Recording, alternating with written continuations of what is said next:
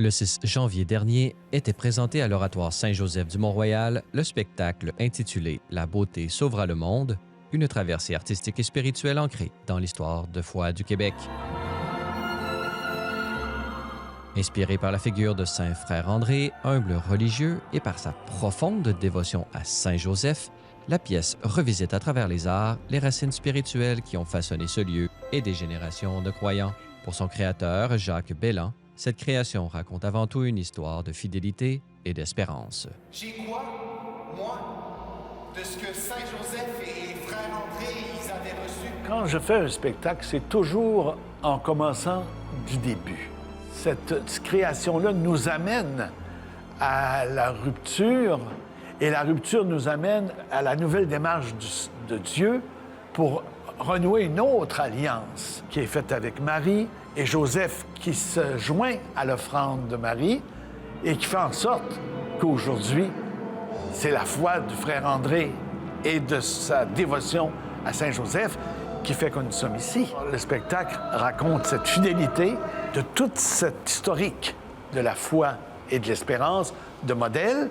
Puis on arrive aujourd'hui ici devant la désespérance des jeunes parce que les générations précédentes ont arrêté de transmettre. On n'a pas voulu léguer pourtant des belles choses qui étaient là et que ces générations précédentes ont reçues et en profité. Sans Dieu, tout est permis. Le monde moderne a attaqué l'arbre de vie. Il a brisé la branche du vrai, la branche du bien, ne reste que la branche de la beauté. Et c'est à elle à qui on demande d'aller porter la sève à tout l'arbre. Une véritable œuvre d'art convainc le cœur le plus hostile. Comment espérer? Comment trouver un sens à nos vies quand la courroie de transmission a été rompue? Au cœur de cette œuvre, le regard se pose aussi sur une génération en quête de sens. À travers le personnage principal, le spectacle donne voix aux questions, aux doutes et aux aspirations de nombreux jeunes adultes d'aujourd'hui. Pour Sœur Violaine Paradis, cette démarche artistique rejoint profondément les préoccupations actuelles et ouvre un espace de dialogue entre foi, culture et transmission. La pièce, pour moi, elle est pertinente parce qu'on entend les questionnements d'un jeune adulte, d'un jeune homme, début vingtaine, mi-vingtaine, qui vraiment en arrache. Il est éco-anxieux, en fait. Puis c'est beau parce que la foi, finalement, ou le désir de se tourner vers quelque chose de plus grand, de retrouver des racines que les grands-parents ont rejetées. Le fait d'entendre parler de Saint-Joseph, Saint-Frère André par ses collègues, d'autres jeunes dans la troupe, ça résonne en lui, puis lui est en quête. C'est sûr qu'en ce moment, il y a un momentum pour les jeunes dans la foi. Il y a comme une réponse pour calmer leur quête de sens, puis pour trouver un sens, en fait. Pas juste la calmer, mais le trouver, le sens. Donc, je pense que les jeunes attirent les jeunes aussi, puis leur famille, mais je pense qu'il y a beaucoup de jeunes qui vont se sentir interpellés par ce spectacle. Laissez l'amour prier à travers ça. Puis cet amour-là, c'est... Prenez-le, évidemment, mais donnez-le. Je souhaitais vraiment plus remettre mon talent d'actrice, mes talents de comédienne au service de Dieu, au service de la foi. Pour moi, c'est comme une réponse à une prière. Puis je remercie vraiment Saint-Joseph pour son soutien là-dedans.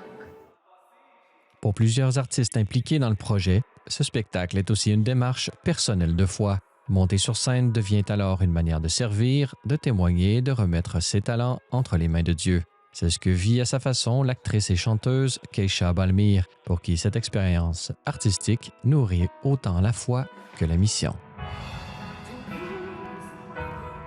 L'art m'aide à me connecter davantage au Seigneur parce que je suis chrétienne de base et je crois fortement que le Seigneur est notre Seigneur et Sauveur, qu'il est le chemin, la vérité et la vie. Et voilà, donc ça fortifie ma foi et de pouvoir participer à un tel spectacle qui véhicule un message aussi important, je me sens vraiment privilégiée et je suis très reconnaissante au Seigneur pour cela.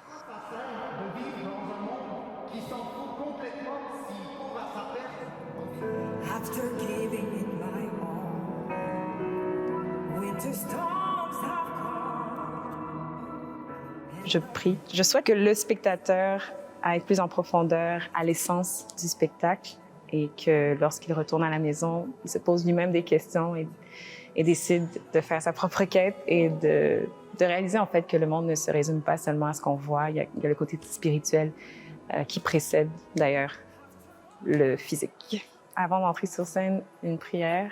Je recommande tout entre les mains du Seigneur. Je me dis que c'est pour lui que je le fais. Tout est entre ses mains. Ça me permet justement de retrouver la paix et de laisser les choses aller, de ne pas penser que c'est moi qu'on vient voir, qu'on vient acclamer. Non, toute la gloire revient au Seigneur et c'est ça qui me permet de me recentrer sur l'essentiel et de ne pas stresser. Pour cette représentation, plusieurs membres de l'épiscopat québécois étaient présents, dont Monseigneur René Gay, évêque de Chicoutimi, et Monseigneur Daniel Jaudoin, évêque de Nicolette. Tous deux ont été touchés par la force du message porté par ce spectacle, où la beauté devient un chemin d'espérance. Je suis vraiment enchanté et ce qui me frappe beaucoup, c'est la beauté de tout. Tout est beau.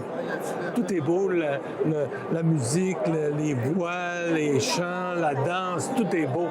Et ça fait du bien au cœur.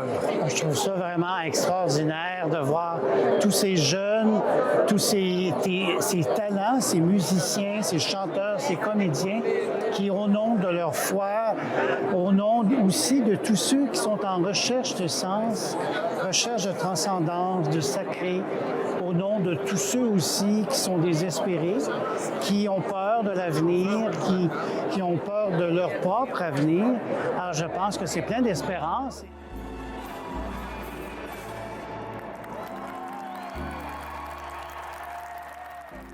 À travers la musique, la danse et le théâtre, La Beauté sauvera le monde a proposé un langage accessible pour rejoindre les cœurs, en particulier ceux qui cherchent un sens et une espérance dans notre monde d'aujourd'hui.